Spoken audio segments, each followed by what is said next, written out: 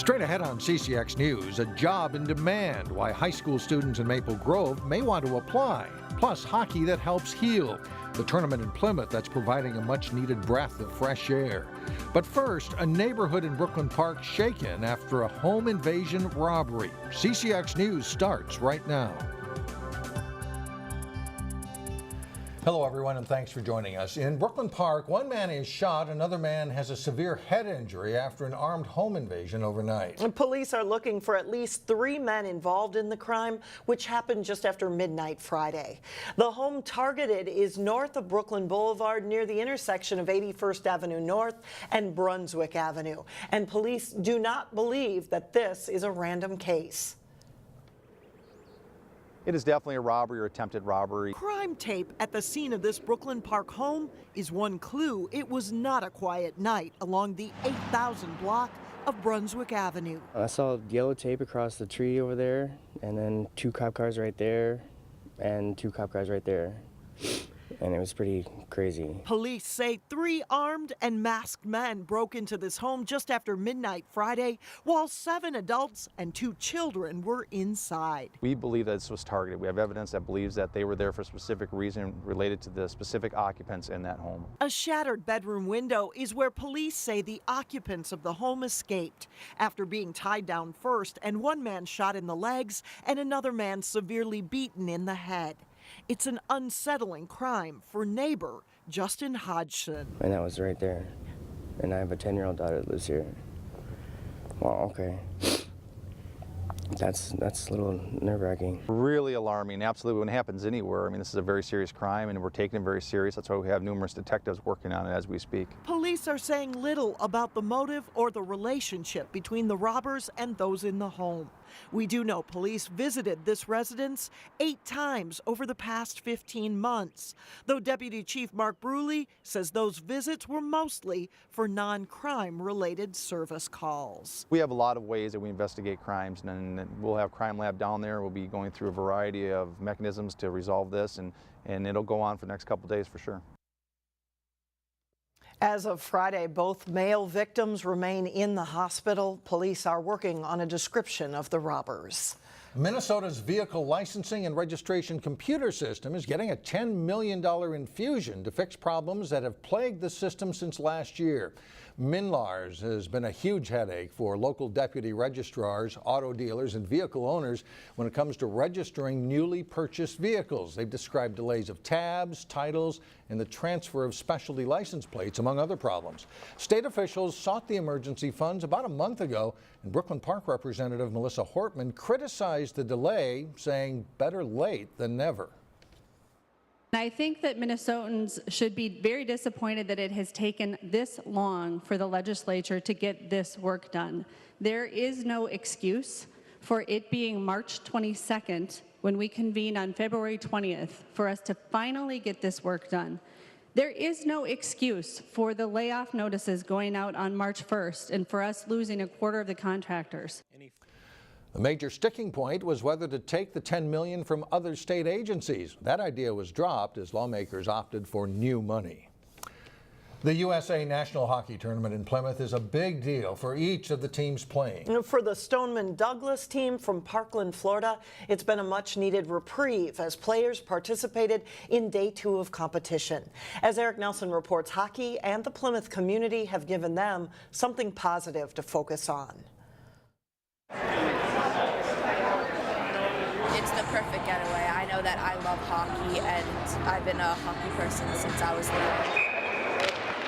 The rink has become their oasis, an island of escape from the horrific mass shooting they experienced on Valentine's Day. Right now, I'm completely out of tears because I've cried every day since this happened. Stephanie Horowitz survived the massacre. Coach Weiss, one of the victims, he saved our class. And so did her brother Matthew, who skates for the Stoneman Douglas Eagles hockey team. I didn't know if my brother was alive at one point. It was just the scariest thing ever.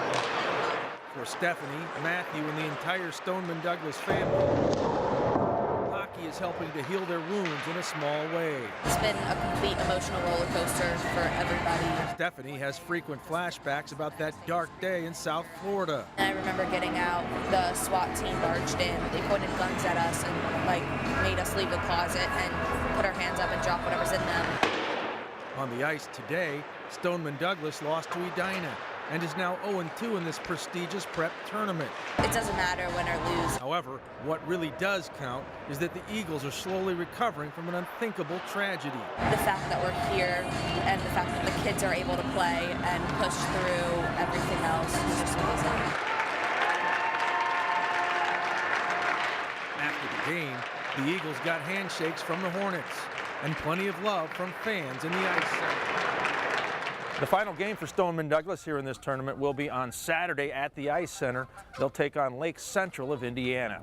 In Plymouth, I'm Eric Nelson, CCX News. In other news, work on a key part of a unique boardwalk is underway. The boardwalk runs through the wildlife area of Mack Park near the Crystal Airport, but a big part of it was underwater. This winter, Crystal Parks and the Three Rivers Park District are working on a permanent fix. A contractor just finished installing dozens of foundation pieces that are drilled deep into the ground for stability. They did that while the ice was strong enough to support the large equipment. The boardwalk has been underused, but officials expect that to change when the project is finished by early summer. Brooklyn Center has a new community development director, and that's the person who coordinates redevelopment projects in the city.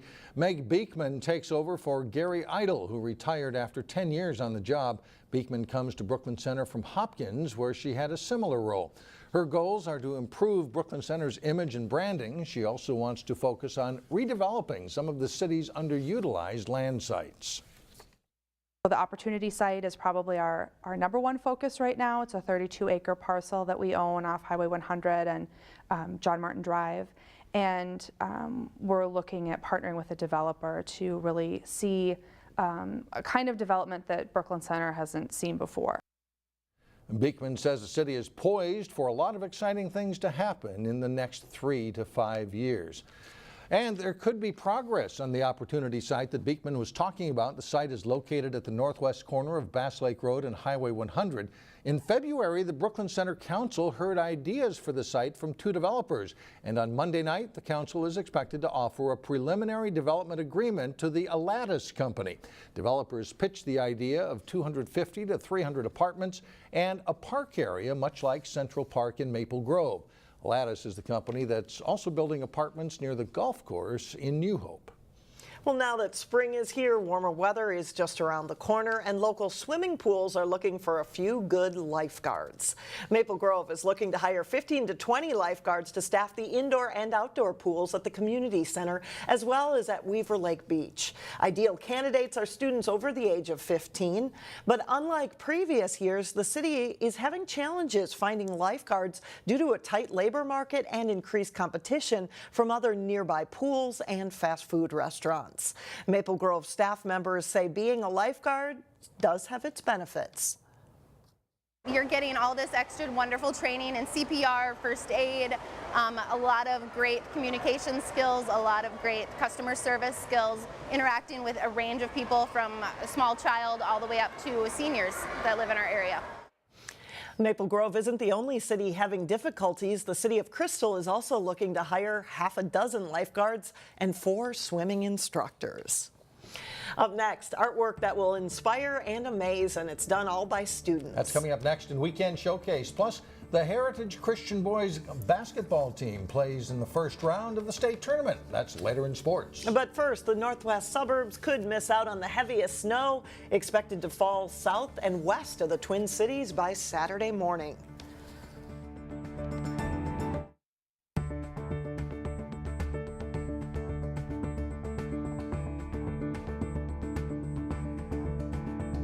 Well, here is something sure to catch your eye at the Maple Grove Government Center. The best artwork done by students of Osseo area schools is on display. And as Neil Persley shows us in today's Weekend Showcase, you'll be amazed by what you'll see.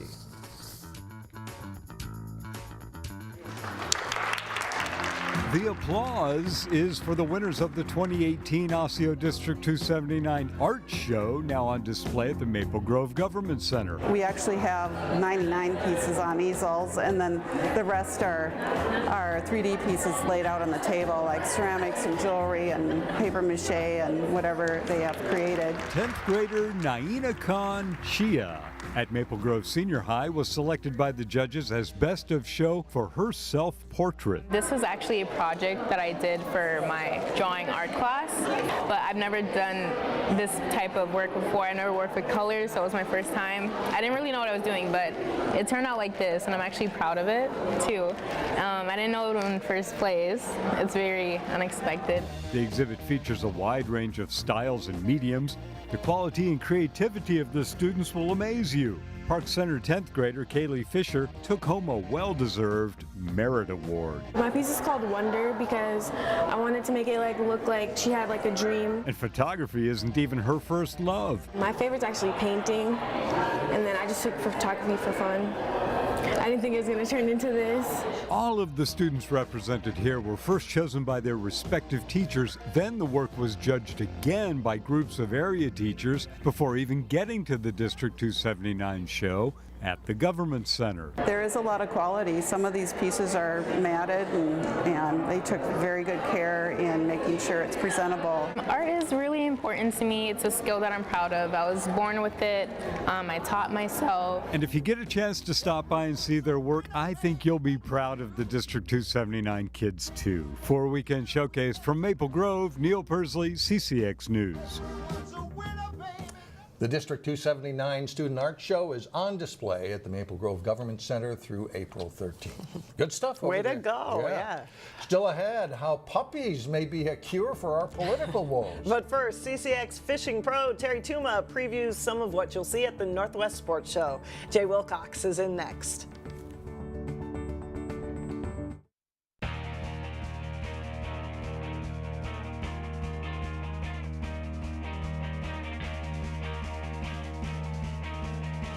I'm Jay Wilcox with sports. Heritage Christian Academy won 4 games in the Section 4A boys basketball tournament to qualify for state for the first time ever. The Eagles were decided underdogs against second seed Northwoods in the Class A quarterfinals. Grizzlies All-State guard Cade Gogolai is a great outside shooter, and he hits 3 3-pointers for Northwoods to give them a 9-2 lead. Tate Olson knocks down a 3 from the wing to extend the Northwoods lead to 11 at 16-5. Heritage scores on 3 straight possessions later in the half. TJ Guggenberger to a cutting Phil Berge to the basket for 2. The next time down the court, Seth Halverson with a jump stop in the lane scores 2 of his 8 points. But the Grizzlies close the half on a 7-0 scoring run. Trevor Morrison scores and he's fouled. Northwoods leads 33-15 at halftime. Early second half, and Olson buries a 3 from the corner. Northwood starts on an 8-0 run, and they never look back. A great pass by Gogolai to Chase Kleppe there for the layup. Northwood scores a 74-36 win over Heritage Christian. The Grizzlies also won in the semis. The news not any better for Heritage in the consolation bracket. The Eagles lost 57-30 to Rushford Peterson, ending their season. We'll have a recap of the Class 2A tournament and Brooklyn Center's final 2 games at state Monday on our Sports Gem show here on CCX. The annual Northwest Sports Show is going on through this weekend in Minneapolis. Earlier today, John Jacobson caught up with CCX Sports resident angler Terry Tuma to talk about this year's show. It's a great event, under one roof. Taking a look at the boats and the motor, all what's new in the industry, rod, reels, resorts, houseboats, you can go on, and this is a great opportunity to really take a look at all of that instead of running to one retail store and checking something out, checking something else out. I think especially this year, people are tired of winter, right? They want to see what summer was like again.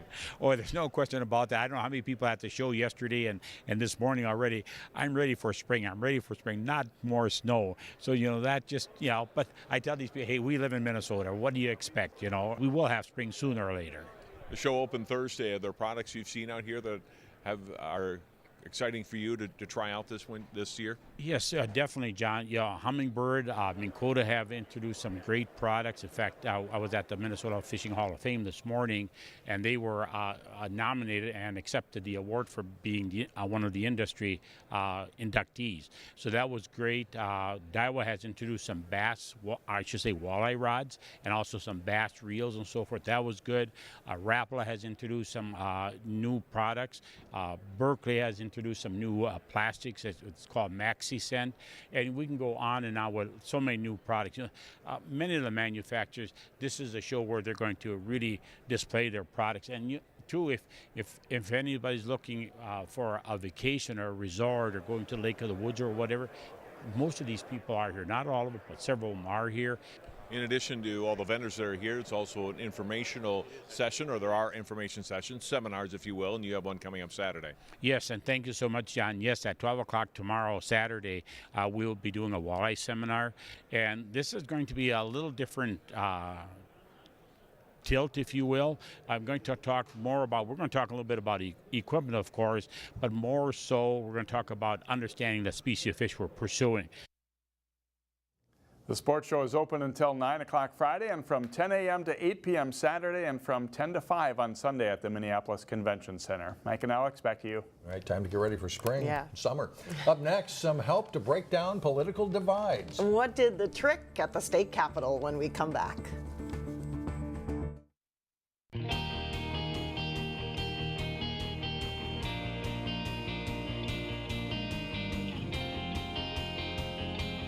Well, no, this isn't the line for the latest iPhone. It's the line for an event that's perhaps even more popular, the annual Extravaganza put on by the Robbinsdale Chamber of Commerce. It takes place Saturday from 1 to 2:30 at Robbinsdale City Hall, and the event includes prizes for children 9 and under, as well as a visit, of course, from the Easter Bunny. Well, finally, the Animal Humane Society in Golden Valley is celebrating National Puppy Day today. And the observance got off to a head start Thursday at the state capitol. Happy National Puppy Day. Scott Gibble of Minneapolis. And there's Republican Speaker Kurt Doudt taking a short break to visit with puppies. It seems puppies can cross the political party aisle.